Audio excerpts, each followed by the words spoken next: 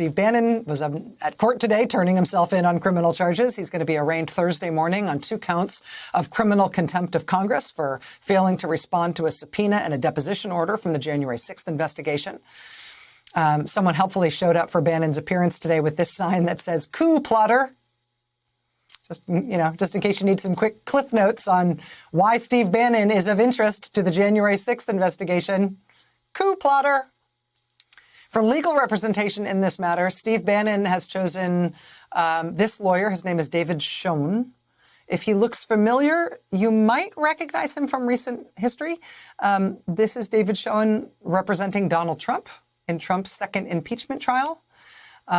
Trump was inevitably acquitted by the Republican Senate. Thank you, Mitch McConnell. But a majority of senators, including 7 Republicans, did vote to convict him. Trump's defense lawyers got him the most bipartisan Senate vote to convict a president in American history. David Schoen also represented Trump ally Roger Stone when Stone was charged with 7 felony counts of lying to Congress, obstruction, and witness tampering in the Russia investigation. Roger Stone was convicted on all 7 of those felony counts, so that didn't work out great, even if he did later get a Trump pardon. David Schoen was also taking on the case of convicted child sex trafficker Jeffrey Epstein until Epstein killed himself in prison.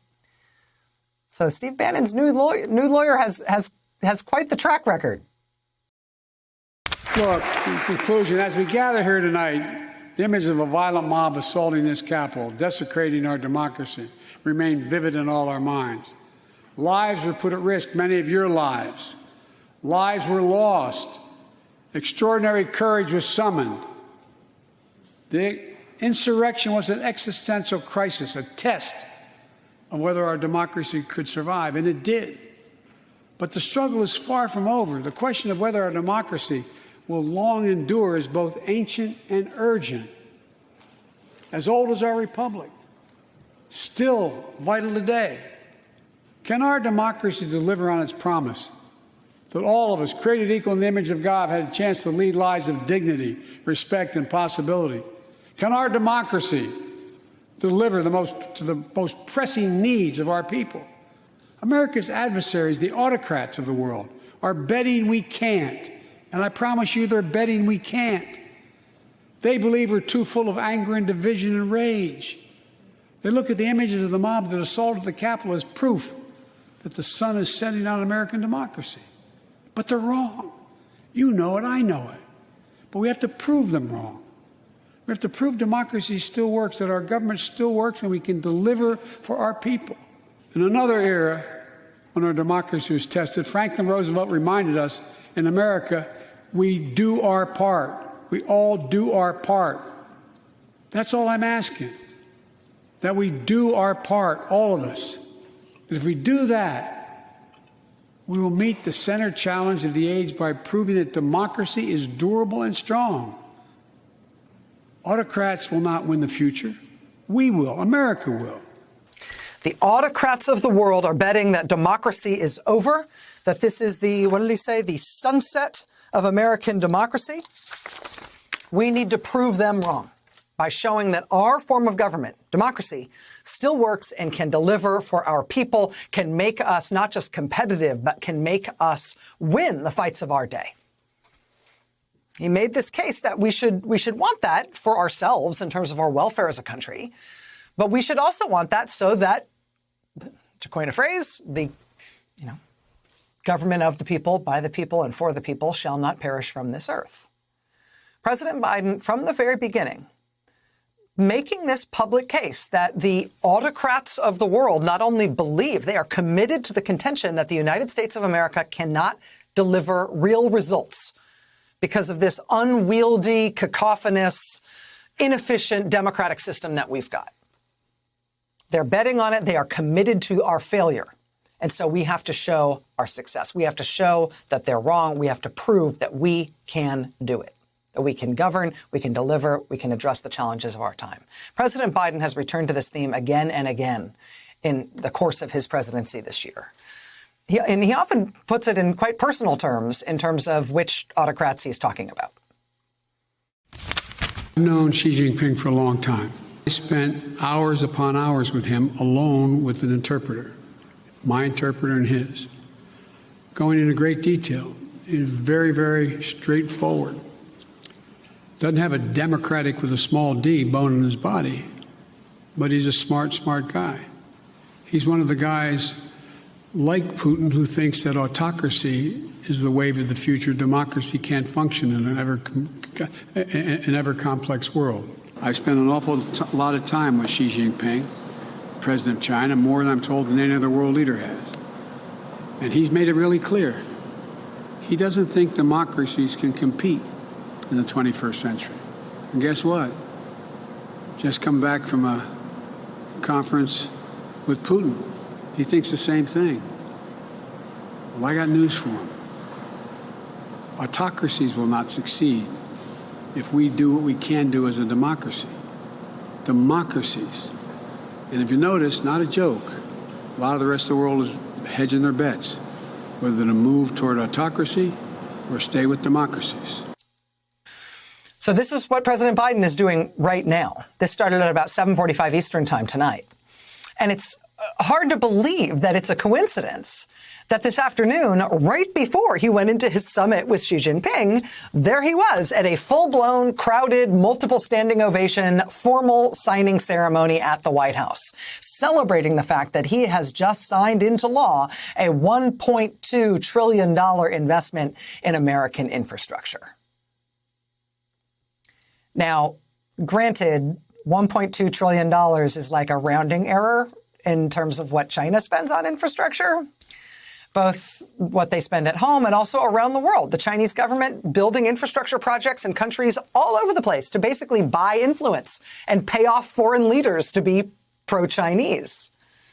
They are way ahead of us in terms of infrastructure spending and in terms of building for the future. But hey, at least as of today, we're finally trying. At least as of today, we finally got points on the board. And $1.2 trillion is a lot of freaking money.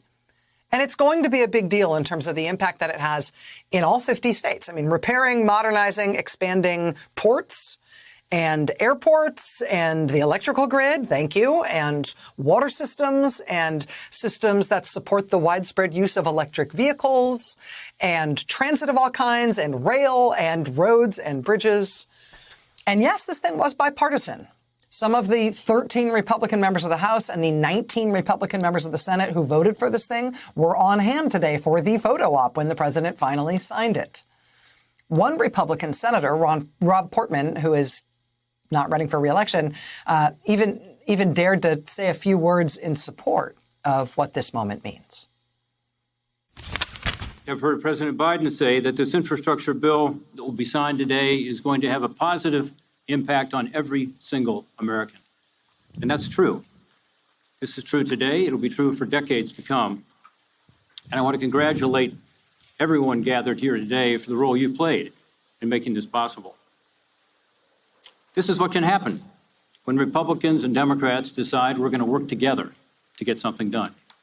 We've got a major bridge in my hometown, and it's also a major bottleneck, desperately in need of replacing. We've been trying to do it for 25 years, but we haven't been able to pull together the funding and figure out how to do it. This new law finally gives us the tools we need to fix the Brent Spence Bridge, and the same is true for major projects all around the country. That's why you see so many of my colleagues here from every region of the country, because they know this is going to help to create more economic efficiency, more productivity, and maybe lessen that commute for their constituents. This long-term investment in our nation's capital assets will grow the economy because of that efficiency and that productivity. It'll create hundreds of thousands of new jobs. It'll make us more competitive against countries like China, who are investing heavily in infrastructure, much more than we have been. Republican Senator Rob Portman. And then President Biden went from that ceremony, where even a sitting Republican senator praised how much our system is delivering now for our people in a practical, bipartisan way, so that, among other things, we can be more competitive against China. President Biden went from that ceremony, where this action was praised even by a member of the opposite party. President Biden went from that ceremony to go pound his chest a little bit on a Zoom call with President Xi of China. Hey, man, how was your day? I spent mine signing off on $1.2 trillion worth of fixing things up around here so our economy can kick your butt. and so I can show off to you and to everyone what democracy looks like. A free country of diverse people with diverse aims and healthy political opposition, more or less, using representational government to deliver something that helps us all. Weird, right? It's amazing what democracy can do. If you're wondering why things seem a little frenetic in the Trump wing of American politics, it may be that this achievement by President Biden, particularly because it's a bipartisan achievement, it's hitting some people right in the buttons. At Trump's inaugural address, you might remember that he made all sorts of promises on infrastructure. He said, America's infrastructure has fallen into disrepair and decay. We will build new roads and highways and bridges and airports and tunnels and railways all across our wonderful nation. He didn't do any of that. None of that happened, even though the Trump administration kept declaring Infrastructure Week over and over again until it became a laugh-out-loud joke. Today, one of the men who wrote that inaugural speech for Trump, one-time Trump White House advisor Steve Bannon, he was back in federal court today on his latest round of criminal charges. Today, President Trump is raging from the sidelines, threatening any Republican who voted for the infrastructure bill. But lots of them did. And the legislation is really popular with the American people. And Biden got it done with bipartisan support in his first year in office. Trump had 4 years to do it, including 2 years with complete Republican control of government, and he never even made a realistic try at it, let alone got anything at all done. So this is a day that Joe Biden has been waiting for a long time, both in terms of the practical impact of what this means, also because of the political win that this represents, but also because of his larger vision for the purpose of his presidency, for the purpose of American governance in this time in world history. Joining us now is Anne Applebaum. She's a staff writer at The Atlantic. She's the author, most recently, of The Twilight of Democracy, The Seductive Lure of Authoritarianism. Ms. Applebaum, it's a real pleasure to have this time with you tonight. Thanks for making time to be here. Thanks for having me. So, in this fight, what do you think of President Biden's contention in the fight that you have done so much to document and have argued for so elegantly in terms of rising authoritarianism, the pull of authoritarianism, the pull of autocracy, as you describe it? Is President Biden right, in your estimation, that it matters how we govern here at home, that the power of our example, the ability of a democracy to deliver, makes a difference?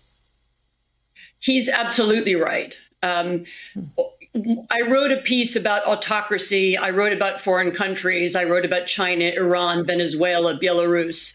But really, one of the points of the article was that one of the main things that we can do to push back against these autocracies is to heal our system at home.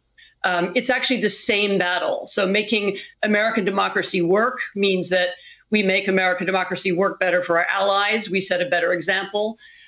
Eradicating kleptocracy at home, so making it harder, for example, for people to buy anonymous companies to buy apartments in Trump buildings so that they're effectively paying bribes to the president while he's president, eliminating the kinds of laws that make that possible. That's fighting against, anti-democratic action at home, and it's also fighting against it abroad because many of those anonymous companies represent foreign leaders, foreign kleptocrats. The same is true with finding ways to deal with and push back against waves of disinformation. There isn't really any difference anymore between the tactics that the Russians use and the tactics that would-be authoritarians use here in America. So understanding what the problem is here at home is going to help us fight it abroad, but also I think defining it abroad will help us at home. I think this is really one story, and it's really important that Biden understands that, but it's also important that he takes the next steps to make that put it really at the center of American foreign policy.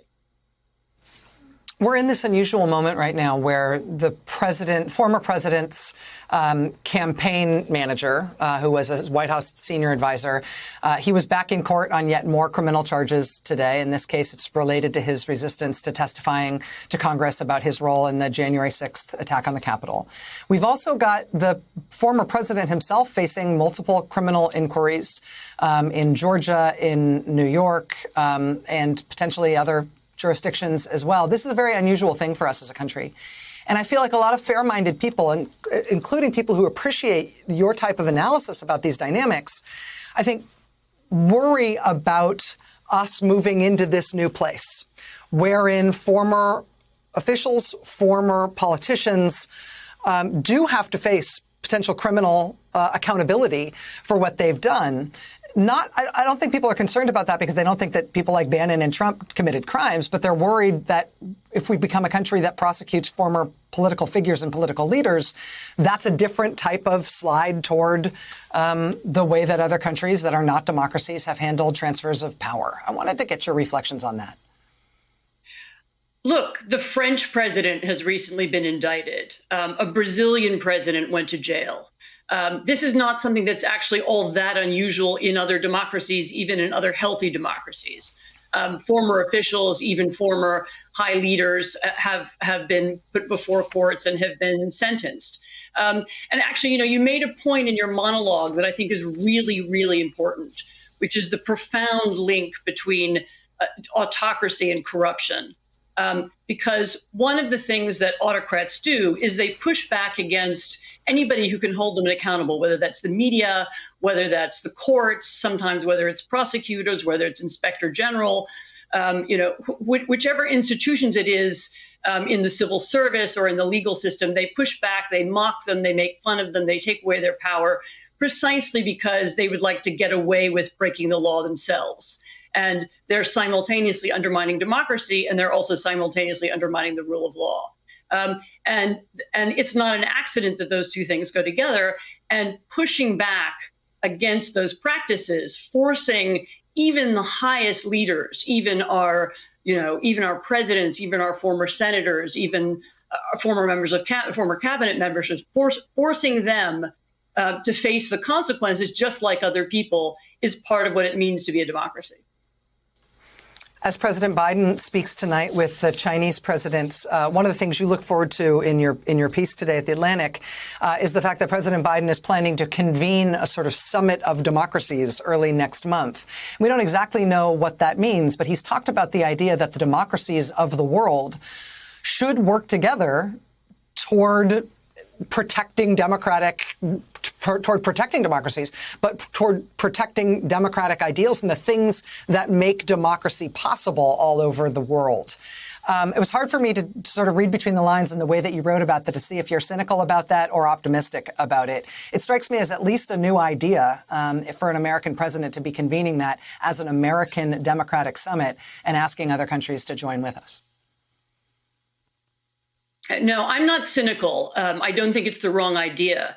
I worry that it won't go far enough and fast enough. And one of the other problems that we have now, and this you've also hinted at it and it's outlined in the article as well, is that, whereas once upon a time, the dissidents of Venezuela were just up against their own dictator, or the dissidents of Belarus were just fighting, one man and one system. Now, the autocracies of the world really are interlinked. They do help one another. They come to one another's aid. The president of Belarus, who's a really vicious tyrant, is kept in power by the president of Russia, by investments from China, by his friendship with the Cubans who speak on his behalf at the UN. This is now a networked group of people, interestingly, totally non-ideological. So they're theocrats and communists and nationalists, and who all work together now in very common ways, partly because they all share the same interest, which is staying in power and getting rich.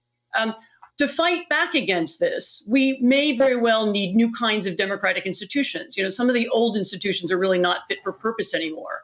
Our way of reacting in a kind of surprise when rules are broken once again, when the Russians murder somebody in London, or whether, the Belarusians hijack a plane out of the sky.